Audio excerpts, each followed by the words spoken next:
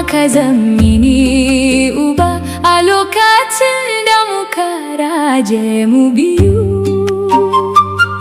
Abana Allah ya bar mini kai.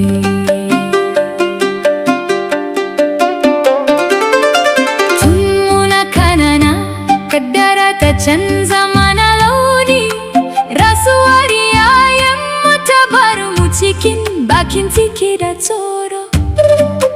Duniya ta yi duhu, ga mu babu kowa, amma kamar ka share mini hawayena, ka dauki nauyina, ka manta da kanka a lokacin da kake bukatar tallafi. Kai ne ka zama gatana. Abana, babban yayana,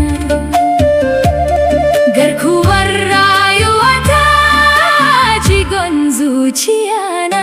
Uwa daya, uba daya suka haife mu, amma ka zamini uba a lokacin da muka raje mu biyu. Abana Allah ya bar mini kai. Wahala da daciri duka ka jure domin ni, don kada na jira shi ko na yi kukan hanci. Hidima da sadaukarwa da ba za su musaltu ba, tarbiyya da soyayya ka shayar da ni. Zuciyata ta kasa kiran sunanka kai saye, domin girman ka ya wuce babban yaya. Kai ne abana, abana, babban yayana, garkuwar rayuwata, jigon zuciyana. Uwa daya, uba daya suka haife mu, amma ka zamini uba a lokacin da muka raje mu biyu.